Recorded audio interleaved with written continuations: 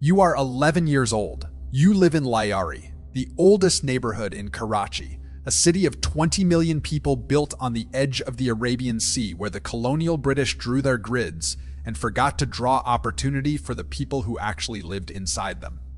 Lyari is not a slum. Do not call it a slum. It has produced world champion boxers. It has football streets where boys play until the generators cut out. It has a culture older than the city that surrounds it. Baloch, Sindhi, Makrani, the blood of people who came to this coast centuries before anyone decided to name it Karachi. It also has something else. It has always had something else. In an alley near the Chokra crossing, a man with a scar on his left hand watches you outrun 3 older boys in a game that was not a game. He has been watching you for 2 weeks. He nods once. Level 1. Chokra, the street, kid, you carry messages. Not packages, not money. Messages. You are 11 years old, and the men in the lanes use you because a boy running through Lyari's alleys is invisible. You are the traffic that has always been there. You are the noise of childhood that nobody turns to look at. Your smallness is your value. Your speed is your income. You earn 50 rupees a day. In Lyari in the late 1980s, 50 rupees is the difference between your mother buying the vegetables she needs and the vegetables she can afford. You do not think about what the messages contain. You think about the 50 rupees. Lyari's gang structure is not new. It has existed in some form since the 1960s. Protection arrangements between neighborhood strongmen and the businesses, the political parties, the police precincts that need a different kind of order than the law can provide. Karachi is ungovernable by official means. It has always been governed by arrangements. You are being absorbed into the oldest arrangement in the city. Your father knows. He says nothing. This is the most common sentence in Lyari, the sentence that is never spoken. Level 2. Launda, the associates, you are 15. You are given your first weapon not to use, to carry. To hold, to make certain that the men above you know that the men below you are serious. The weapon is the promotion. The weight of it in your hand is the job description, changing from boy to something else. The 1990s in Karachi are a decade of extraordinary violence. The city is tearing itself apart along ethnic and political lines. The MQM, the PPP, the AMP, the sectarian groups, all of them running their own armed wings through the same neighborhoods where ordinary families are trying to get children to school and keep the electricity bill paid. In Lyari, the gang is both the problem and the only solution. When the police do not come, and in Lyari in the 1990s, the police often do not come unless they are paid to come. The gang provides a form of order, not justice order. There is a difference, and in Lyari, everyone understands it. You are 15 years old. You have not finished school. That door closed the day the man with the scar on his hand first nodded at you in the alley near Chakiwara. It closed quietly. You are only now beginning to hear it. Level 3. Sipahi. The soldier you are 19. You are Rehman now, not just a name, a reputation. Word travels fast in Lyari's alleys. You are fast and fearless and loyal, and those 3 things together are rarer than any single one. You have been in 4 confrontations, and emerged from all 4 in a way that made the men above you add your name to a different list. As Sipahi, you run territory enforcement. When a shopkeeper on Baghdadi Street stops paying what was agreed, you go. When a rival group from Calicut tries to push its product into Lyari's lanes, you respond. The response is calibrated, enough to establish that the boundary exists, not enough to start a war that brings attention from above. Karachi in the late 1990s is the most dangerous city in Asia. The gang wars that run through it are documented in police files that nobody reads. They are documented in the census data of young men who stop appearing. They are documented in the faces of mothers in Lyari who look at the alley entrance and wait for a figure that is not coming back. You are 19 years old. You have not thought about dying. This is not bravery. It is a specific kind of youth that exists in places where death is so present that it becomes part of the weather. You do not think about rain either. Level 4 Sardar, the territory boss, you are 25. You control a territory. Lyari is not one neighborhood. It is a federation of sub-neighborhoods. Baghdadi, Chakiwara, Kalakat, Kata, Singo Lane, each with its own character, its own economy, its own history of loyalty and blood. Your territory covers 3 of them. 40,000 people live inside the boundaries you now enforce. You run extortion.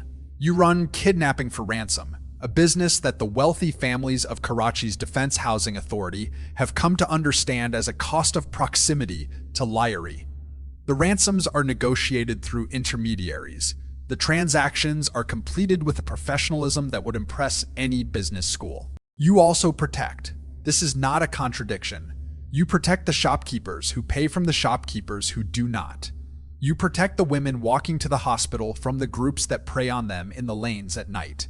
You are the authority in the absence of authority. Lyari's residents have complicated feelings about you. They fear you. They also need you. The gap between those two things is where your power lives. Your name is becoming something, not just in Lyari, in police precincts, in the offices of political parties, who are beginning to understand that to win Lyari's vote, they need something from you first. Level 5. Naib Sardar, the lieutenant.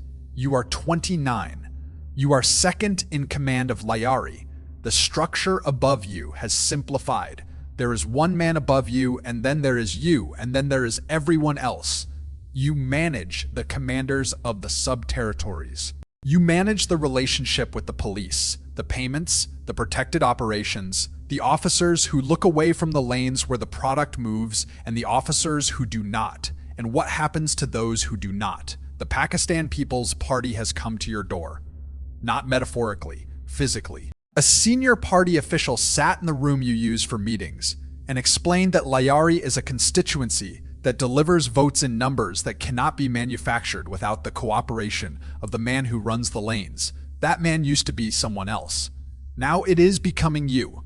The political relationship is the most dangerous thing you have ever touched. More dangerous than weapons. More dangerous than rivals. Because politics makes you visible in a way that the lanes do not. Politicians need you, but they also fear you, and men who fear you have a history of deciding the fear is more manageable if you are gone. You file this understanding away. You will need it later. Level 6. Sar-e-Dasta. The gang commander, you are 34. You run Lyari. The man who was above you is gone. You do not discuss the circumstances of his departure. His departure was the kind that does not invite discussion. The lane moved on. The organization moved on. You moved to the top. You are now what Karachi's newspapers call the notorious gang lord of Lyari. You have survived 7 assassination attempts, 3 by rival groups, 2 by police operations that were not entirely genuine, 2 that you still do not have a clean explanation for. You have 150 armed men. You have connections that run from Lyari to the Sindh government. You have police officers at 3 precincts who call you before they call their own supervisors. You have a reputation that has become its own protection. Nobody who wants to be believed credible can afford the consequences of moving against you. The People's AM Committee, the Peace Committee, is your public face. It allows you to present the gang's territorial control as community policing. Politicians attend its meetings. Foreign journalists quote it in their dispatches. The name is brilliant. Who is against a committee for peace? The lane runs at night.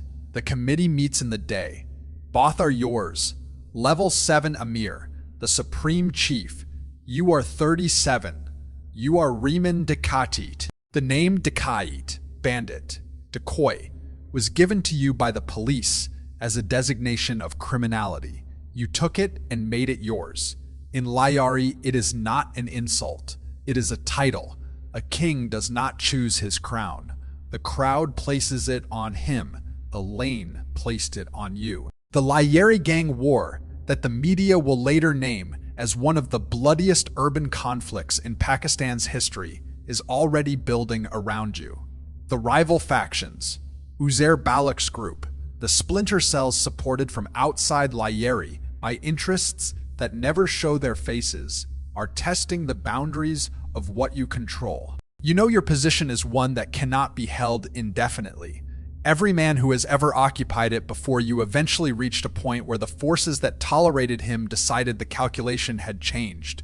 The police, the politicians, the rival groups, the federal agencies that move through Karachi's underworld like shadows that deny their own existence. You have been in Karachi's most wanted list for 3 years.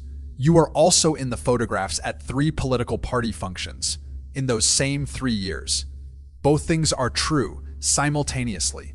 Karachi holds its contradictions comfortably. It always has. You are 37 years old.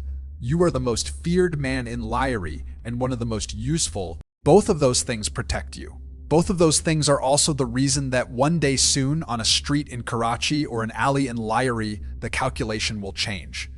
You have known this since you were 11 running messages through the lanes. You simply did not know it would feel like this when it arrived ordinary scheduled, expected the 31st of August, 2009. Karachi, the police operation in Lyari, begins at 3 in the morning with a cordon around the sector where intelligence says you have been sleeping. The Karachi Police's Special Investigation Unit has been building the case for 18 months, with help from sources inside your own organization whose identities you suspected but could not confirm. The encounter happens in a lane off Baghdadi Street at 4:45 in the morning. The official version, you fired first. The police returned fire. You were struck 3 times. You died at the scene. The unofficial version, the version that spreads through Lyari's lanes before the sun rises, is a different story. One that will be argued in television studios and newspapers for years after this morning. One that will never be officially investigated. What is documented at 4:45 in the morning on the 31st of August, 2009, Abdul Rehman Baloch, Rehman Dakait, died in Lyari, the neighborhood that made him, in a lane that looks exactly like every other lane he ran through as an 11-year-old boy with 50 rupees and a message to deliver. He died in the lane. The lane continues. In an alley near the Chakiwara crossing, a man watches an 11-year-old boy outrun 3 older boys. The man has a scar on his left hand. He has been watching for 2 weeks. He nods once. The boy stops. He looks at the man. He has grown up in these lanes. He knows what the nod means in the way that children in Lyari know things they were never taught. The way you learn a language you were born into before you knew there were other languages. The nod says, "We see you. We have always seen you." The lane has always seen the boys who are fast enough and fearless enough and hungry enough. The boy's father drives a rickshaw 14 hours a day. His mother sells chai from a stall near the main road. His older brother left for Gulf 2 years ago and sends money home every 3 months, and it is never quite enough. He is 11 years old, and someone finally sees him. He nods back. Because that is what you do when the lane offers you a door, and the door is the only one that has ever opened for you, and you are 11 years old, and you do not yet know that some doors only open in one direction. Lyari is still here. The lane is still here. The nod is still here. It is always here.